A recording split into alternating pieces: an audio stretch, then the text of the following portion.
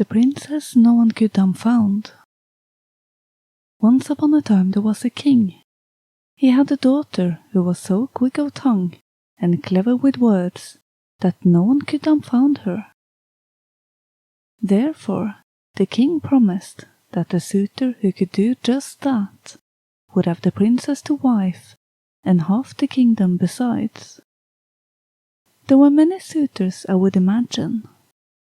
After all, it is not every day you have the chance to win a princess and half a kingdom.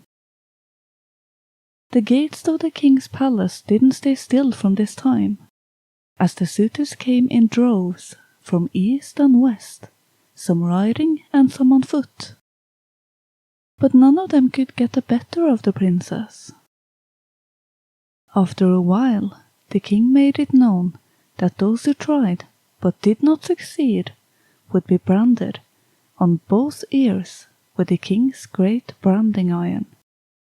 He didn't want all these people in his courtyard for no good reason. Then there were 3 brothers who also had asked about the princess. As they didn't have too much going on at home, they decided to go out and try their luck, to see if they could win the princess and half the kingdom. They were good friends and much of the same mind, so they took to the road together. When they had been on the road for a time, Askeladden, the youngest one, found a dead magpie chick. "Look what I found, look what I found," he called out. "What did you find?" his brothers asked. "A dead magpie chick," he answered. "Ew, throw it away. What would you do with that anyway?" the other 2 said.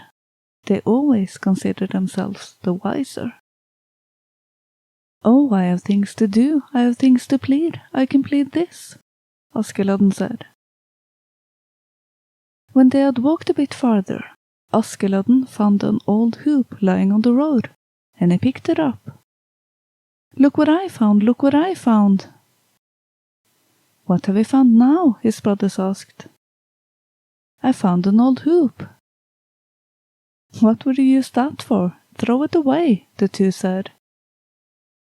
"Oh, I have things to do, I have things to plead, I can plead this," Askeladden said.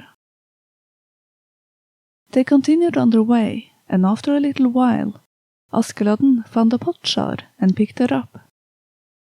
"Boys, look what I found," he said. "Now, what have you found?" the brothers asked. "A potjar." "Oh, as if that is anything to hold on to. Throw it away," they said. "Oh, I have things to do, I have things to plead, I can plead this," Askeladden said. A little while later he found a crooked ram's horn, and shortly thereafter he found its twin. Look what I found, lads," he called out. "What have you found now, then?" the 2 others asked. "2 ram's horns," Askeladden answered. "Oh, throw them away. Whatever will you use them for?" they said. "No, I have things to do, I have things to plead, I can plead these," Askeladden said. A little while later he found a wedge. "Hey guys, look what I found, he called. "There are no end to your findings.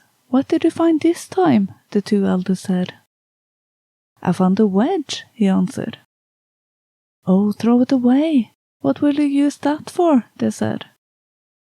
"Oh, I have things to do, I have things to plead, I can plead this," Askeladden said. As they were crossing the fields to the palace, which had recently been manured, he bent down and picked up a worn-out shoe sole.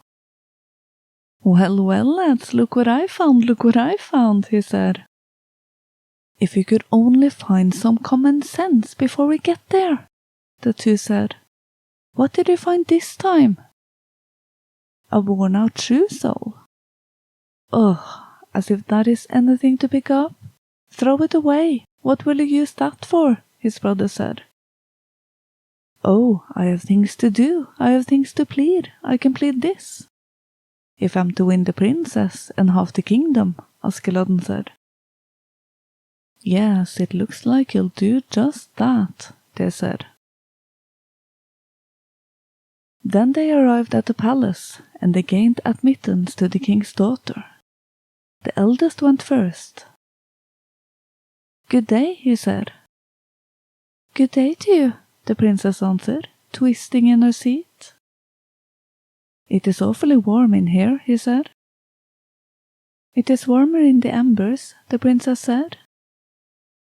There lay the great branding iron, ready and waiting. When the eldest brother saw that, he was immediately at a loss for words. And that was the end of his luck. It did not go better for the middle brother. "Good day," he said. "Good day to you," the princess answered, and twisted in her seat. "It is terribly hot in here," the brother said. "It is hotter in the embers," she answered. He too was at a loss for words, seeing the branding iron. And so it came out once again. Then it was Askeladden's turn. "Good day," he said. "Good day to you," the princess answered, and she wiggled and twisted in her seat. "It is nice and warm in here," Askeladden said.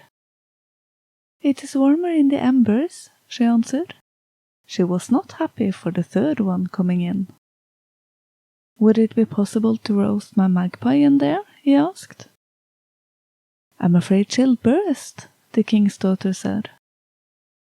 "Oh, that's nothing to worry about. I'll fasten this hoop around her," Askeladden answered. "It is too wide," she said.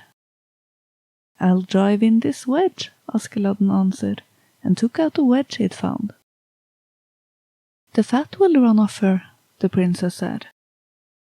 "I'll hold this underneath," he answered, showing her the potsherd. "Your words are crooked," she said. "No, I'm not crooked. But this is." He took out one of the ram's horns. "I have never seen anything like it," the princess exclaimed. "Here is one that looks just the same," Askeladden said, producing the other ram's horn. "I think you have worn yourself out, trying to get the better of me," she said. "No, I'm not worn out. But this certainly is," he answered, taking out a shoe sole. The princess had nothing to say to that, and so she was dumbfounded. "Now you are mine," Askeladden said, and so he got her to wife, and half the kingdom besides.